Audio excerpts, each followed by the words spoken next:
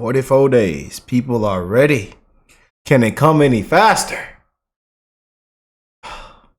Get this out of here. DEI. KJP. The big binder. The big binder. Throw the binder out in the middle of the freeway. This is finna be good, y'all. This is finna get good. I'm sure my colleagues said a few thoughts, just very specifically. It's not only colleagues who watch this. There's also the American people. Exactly. So to be fair, and they were told by you in July. And American people are fed up. Happen, and it did. Do you? Okay. I'm saying, asking for yourself, not the president's statement, but for yourself. Do you feel like you are owed an apology by the president? Do you owe an apology to the American people? See, I just laid out the president's thinking. The president laid it out himself in his own words. Yeah, a disgrace, a liar. She had so many chances to go her separate way. To make everything right on her end. She had so many chances, y'all. So many chances. But this is what you get with a DEI hire. I didn't earn it hire. Lie after lie. Wrote it down in the binder. Wrote it down again. She used an extra page in the binder to write it down again. Yeah. He did. He laid out how he wrestled with this decision.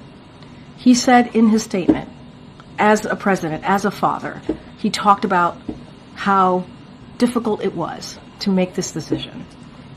He thought about it this weekend. He did. He thought about it this weekend. He did. 11 years. 11. Yeah. For years, yeah. The Biden corrupt crime family. Criminals pardon criminals. They threw the laptop in the middle of the freeway. The gun had one in the chamber. You know, there was pictures in there. They threw the pipe in there. The blow job and foot job pictures that were also located on the laptop, they were in there. They threw that whole book and tablet all out in the middle of the street. Yeah. And the tax report, the transcripts. Yeah. Yeah. What a shame. What a disgrace with these criminals. And y'all know what we say. Hands behind your back. Hands behind your back. Wrestled with it. And there are some, factors, some real factors that he took into consideration, and that's why I keep saying folks should just take a look, read his statement.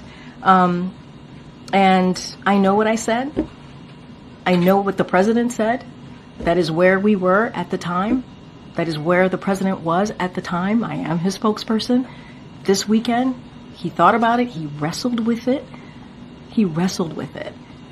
And made this decision. That's what I can tell the American people. Why should they have any confidence in anything else? I think the American people understand, and I think they understand how difficult this decision would be. And I would actually add, and I think it's important to note here as you're asking me these questions, important questions to ask, that there was a poll, a U.S. Gov poll that came out, that some of you all reported on it, and it said 64% of the American people.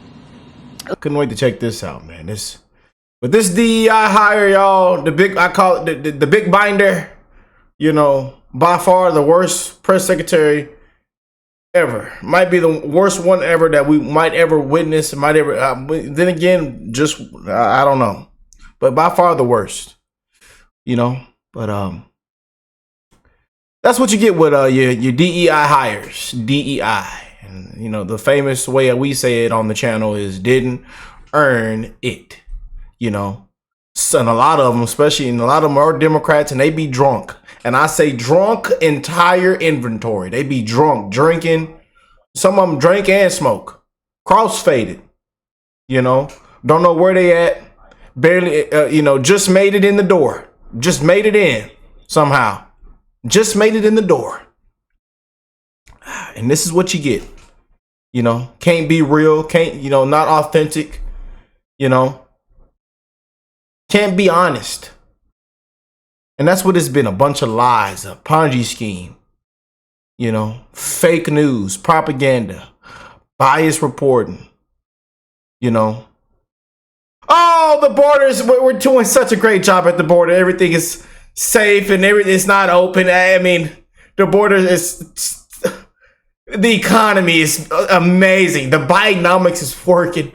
Oh, man, I think everybody got an extra $5,000 in their bank account each month. I think, yeah. And our president's as sharp as you can think. He's a sharp guy. He's got it. He didn't drop his ice cream on the floor. He didn't drop he didn't drop nothing on the floor. Sprinkles, chocolate syrup. He walked up those stairs. What do you mean he fell down? That is a cheap fake, a deep fake. The media, everywhere you've seen it, they're lying to you after they played it on CNN and MSNBC, everywhere.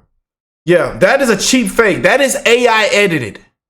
Our president is sharp. The economy is better than ever.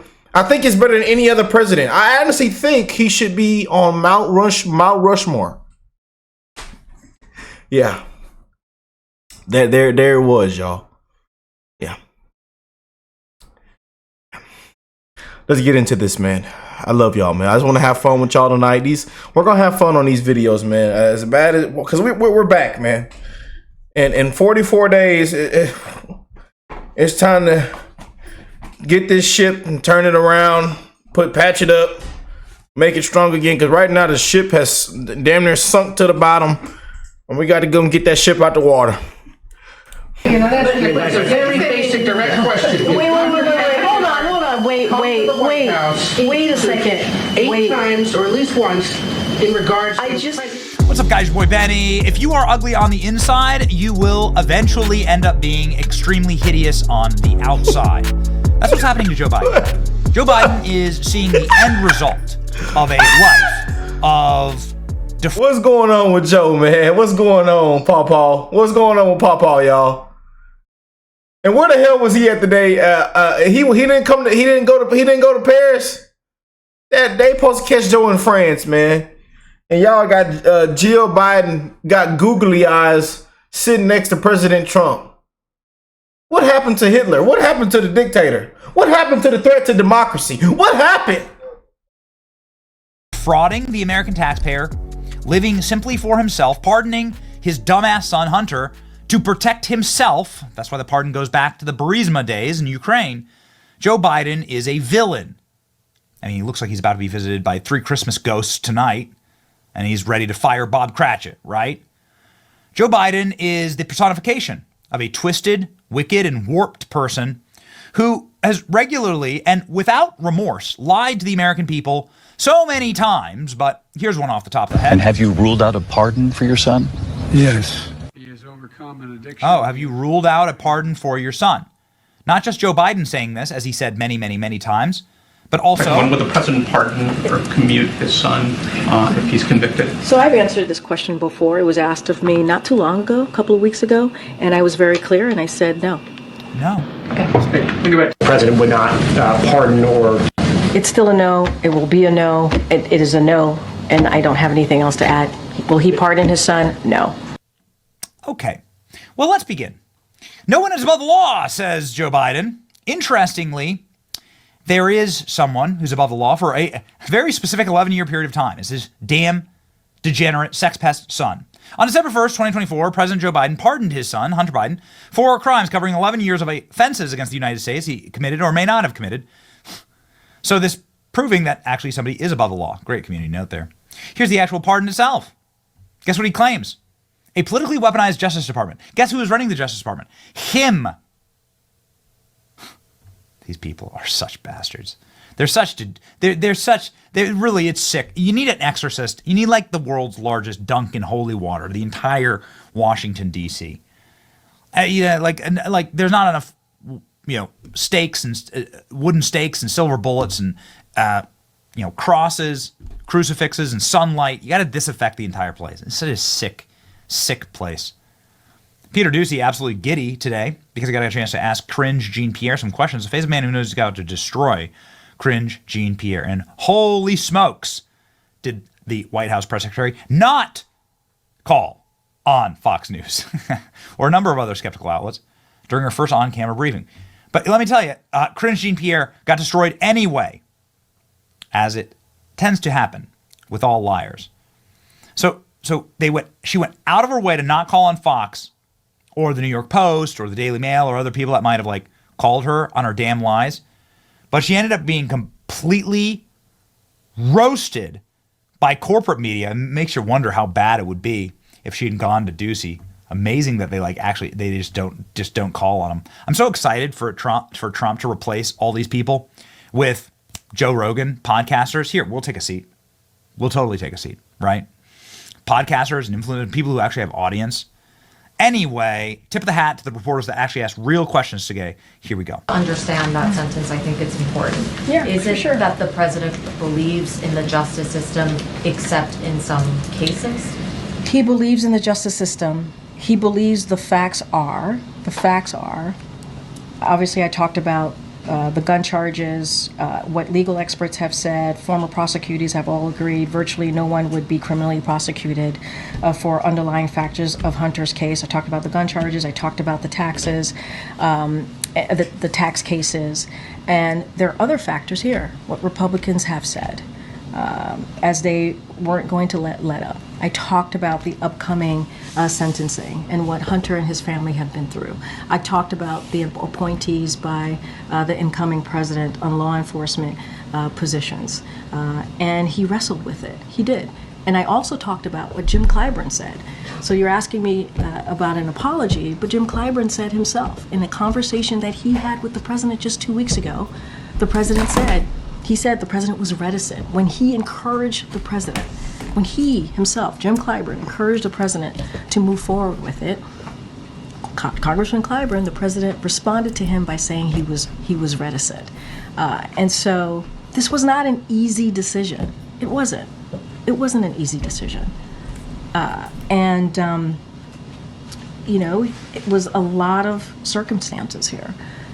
And we can't pass over what legal experts and former U.S. attorneys have said on this, and across the country, they've all basically agreed, virtually, no one would be criminally prosecuted with felony offenses with these facts. And I have gone through the two important underlying facts of the cases, and I just don't have anything beyond that to add or to say.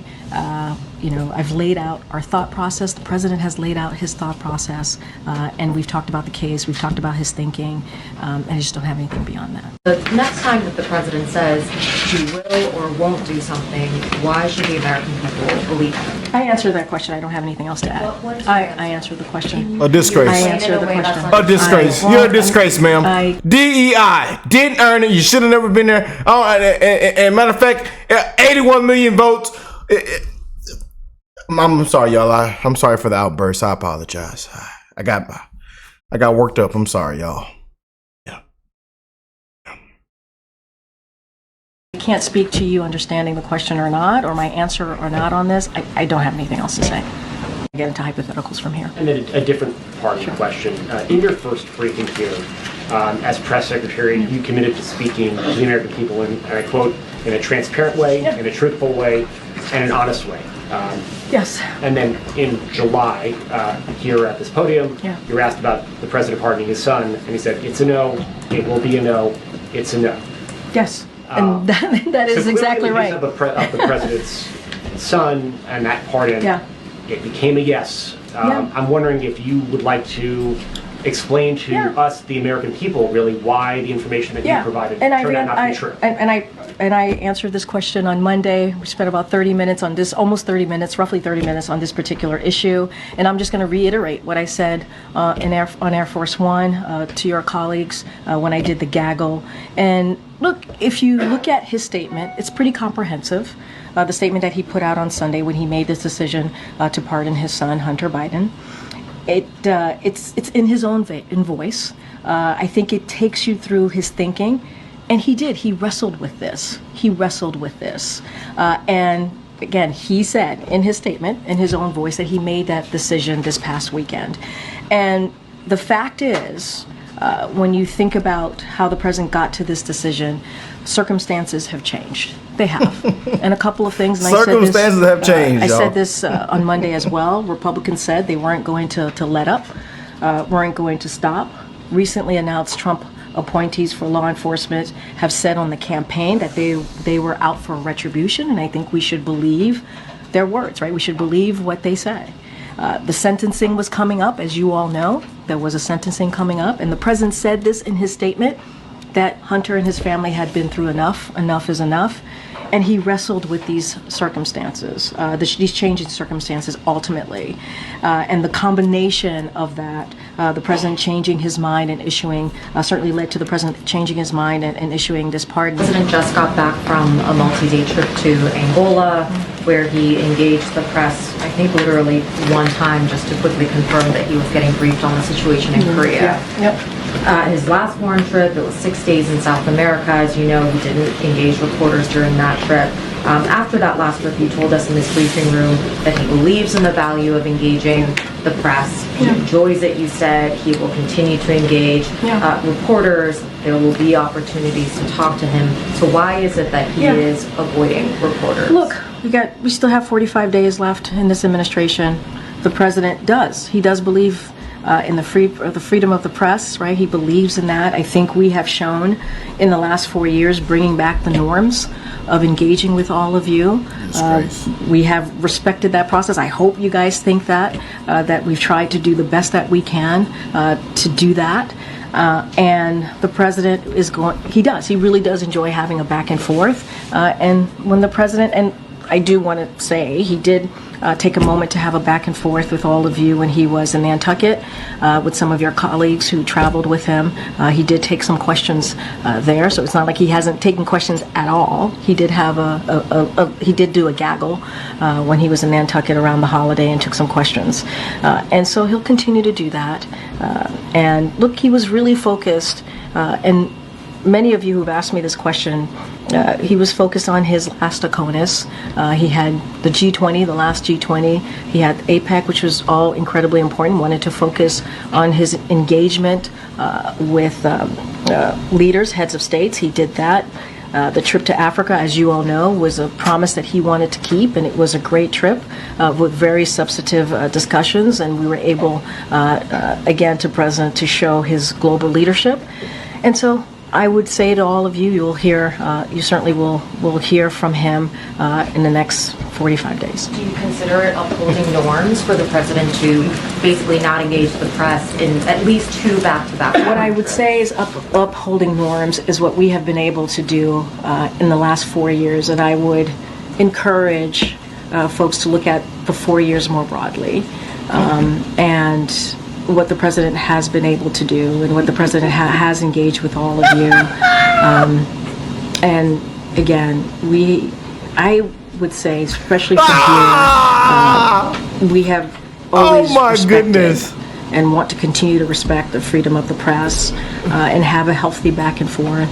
And that is the norm that I think, yes, we brought back into this from this administration. Go ahead, Karen. Nothing more beautiful or poetic than man. It wasn't, and it's a lot of circumstances, and we can't pass over what legal experts have said on this. Top of my timeline, here it is, from the great Ronald Dahl. If a person has ugly thoughts, it begins to show in the face. When that person has ugly thoughts every day of the week and every year, the face gets uglier and uglier and uglier. You can hardly bear to look at it. A person who has good thoughts can never be ugly. You could have a wonky nose or a crooked mouth or a double chin. But if you have good thoughts, you will shine out of your face like sunbeams every single day. You will always look lovely. What do you think her thoughts are? Lying really does. Lying, you think that lying's getting you something, but it's actually destroying you. I'll tell you, that line aged her, man. Y'all see how she aged? Yeah. Well, actually, all of them, look at Joe. I mean, oh, boy. And I mean, that agent, it happened in seconds. All that, I tell you, that line, man, All that line, I'm telling you, man, that needs to be studied. They need to do a study on that line and aging. They really need to. I'm telling y'all, I'll be laughing, but I'm serious. They need to do some kind of study. This whole administration need to be studied and researched and investigated and everything, you know. But I'm glad we are so back, y'all. I am glad we are so back, man. Merry Christmas, y'all. Happy holidays. Y'all let me know what y'all think of all this. And I'll catch you beautiful people in the next one, man. Peace and love, y'all.